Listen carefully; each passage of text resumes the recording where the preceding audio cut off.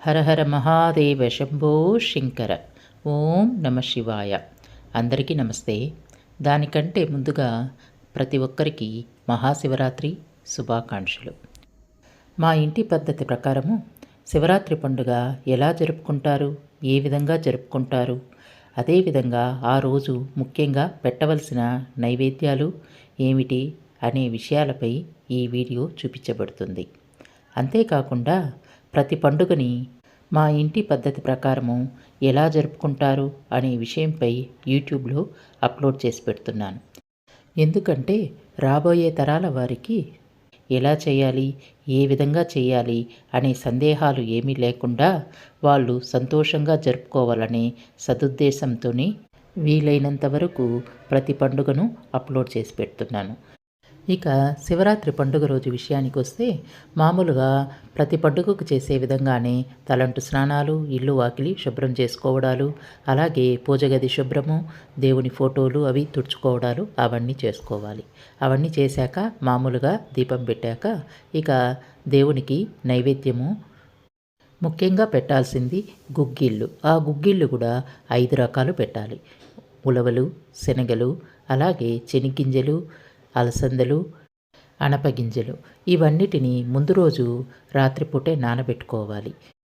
మరుసటి రోజు ఉదయం నిద్రలేచాక స్నానాది కార్యక్రమాలు ముగించుకున్నాక గుగ్గిళ్ళని బాగా ఒక 2-3 సార్లు కడిగి ఒకసారి గాలిచ్చి కుక్కర్లో ఒక 3 విజిల్కి పెట్టాలి. పెట్టేటప్పుడు ఉప్పు ఏమాత్రము వేయకూడదు. ఈ గుగ్గిళ్ళు ఉడకబెట్టడానికి వాడుకోవలసిన నీళ్లు కూడా ఎవరు ఎంగిలి చేయని నీళ్ళనే వాడాలి. మీకు గనక గెనిసిగెడ్డలు, అదేనండి కొంతమంది చిలకడ దుంపలు అని కూడా అంటారు కదా, అవి అందుబాటులో ఉంటే గనక అవి కూడా తీసుకొచ్చి అందులో కాస్త సాల్ట్ వేసి ఉడకబెట్టండి. తర్వాత ఈ 2 నైవేద్యాలని అంటే గుగ్గిళ్ళు ఒకటి ఉప్పు లేకుండా మనము ఉడకబెట్టాం కాబట్టి ఆ గుగ్గిళ్ళు పైన కాస్త బెల్లం ముక్క పెట్టి దేవునికి నైవేద్యంగా పెట్టాలి. దేవునికి నైవేద్యంగా పెట్టేటప్పుడు మీరు ఆకులో కానీ లేకుంటే దేవునికనే వాడే కప్పులో కానీ ప్లేట్లో కానీ ఉంచి కొబ్బరికాయ కొట్టాలి. గుగ్గిళ్ళతో పాటు మీకు వీలు కుదిరితే గాన గెన్సిగడ్డలు కూడా నైవేద్యంగా పెట్టి శివాష్టోత్తరాలు కానీ లేకుంటే శివుడి గురించి ఏదైనా పాటలు కూడా కానీ చెప్పుకోవచ్చు. ఇక నైవేద్యం పెట్టాక కొబ్బరికాయ కొట్టి దండం పెట్టుకోవాలి. తర్వాత మీకు కానీ ఓపికండి అలాగే ఎక్కడికైనా వెళ్ళదలిచిన వారైతే ముఖ్యంగా ఆ రోజు శివాలయానికి వెళ్ళండి. నేను మా వారైతే ఇంట్లో పూజ అయ్యాక కలవగుంటలోనున్న శివాలయానికి వచ్చామన్నమాట. అక్కడ చాలా బాగా దర్శనం చేసుకొని ఇందాక మీరు చూశారు కదా శంఖాలతో శివలింగము, అలాగే ఆది దంపతులైన పార్వతీ పరమేశ్వరుల్ని వారినంతా దర్శనం చేసుకుని ఇక గుడి ప్రదక్షిణ చేస్తూ లోపల దర్శనానికై వెళ్తున్నాము. ఆ శివయ్య అయితే అద్భుతంగా దర్శనమిచ్చారు. మనసారా దండం పెట్టుకొని అక్కడే నైవేద్యం పంచుతూ ఉంటే అది కాస్త తీసుకొని ఇంకాసేపు అక్కడే గడిపామన్నమాట. ఇక ఉపవాసం విషయానికి వస్తే పిల్లలు, వయసు పైబడిన వారు, అలాగే గర్భిణీలు ఉపవాసము ఉండవలసిన పని లేదు. అలాగే ఎవరికైనా ఇంట్లో ఆరోగ్యం బాగాలేకపోతే వాళ్ళు కూడా కానీ ఉండక్కర్లేదన్నమాట. ఈ వీడియోని ఎక్కడా స్కిప్ చేయకుండా చూడండి. కలవకుంట నుంచి వచ్చినాక ఆ రోజు సాయంత్రం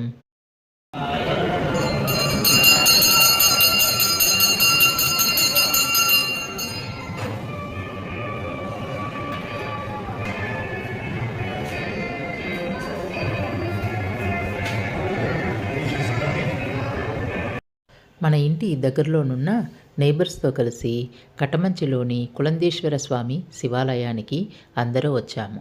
ఇందాక మీరు హారతి చూసింది, అలాగే ఇప్పుడు మీరు చూస్తున్నది కూడా కులందేశ్వర స్వామి దేవాలయం.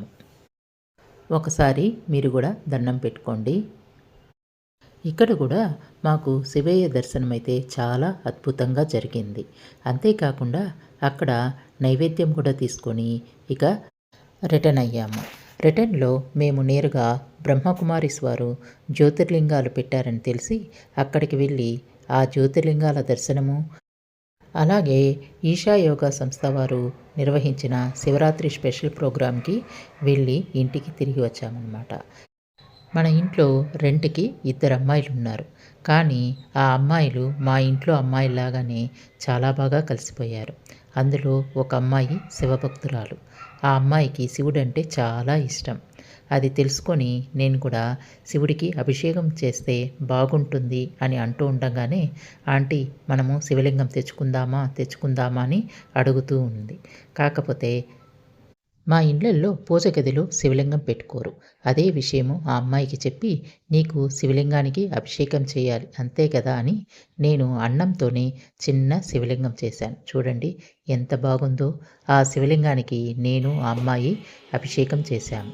నిజం చెప్పాలంటే నేను మా వారికి తెలియకుండానే అన్నంతో శివలింగం చేశాను. ఆయనకు గనక తెలిస్తే మనకు అలవాటు లేని పనులు ఎందుకు అని అంటారు. ఇక ఆ మాట అనిపించుకోవడం ఇష్టం లేక ఈయన ఎప్పుడు పడుకుంటారా అని ఎదురు చూసి రాత్రి 11 గంటలకి పడుకున్నాక ఆ రోజు చేసిన అన్నము ఎంగిలి చేయకుండా కాస్త పక్కకు పెట్టాను. ఆ అన్నంతోనే నేను ఇలా శివలింగం చేశానన్నమాట. మొట్టమొదటిసారిగా చేసినా కానీ చాలా అద్భుతంగా అనిపించింది ఆ శివలింగము. ఇక ఆ అమ్మాయిని రమ్మని ఫోన్ చేశా, వచ్చింది. కానీ శివలింగం అయితే రెడీ అయిపోయింది. ఇక అభిషేకానికి పాలు పెరుగైతే రెగ్యులర్గా ఇంట్లో ఉంటుంది. ఇక ఆలోచించాక నెయ్యి, తేనె, ఇక ఎంగిల్ చేయని నీళ్ళల్లో పంచదార కాస్త వేసుకున్నాను. 5 రకాలతో అభిషేకం చేసి కొబ్బరికాయ కొడదామని అనుకున్నాము. అలాగే గుగ్గిళ్ళు కూడా కాస్త ఎంగిల్ చేయకుండా పక్కకు పెట్టున్నాను. అవన్నీ పెట్టి ఆకు ఒక్క అరటిపండు పెట్టి కొబ్బరికాయ కొడదామని చెప్పాను.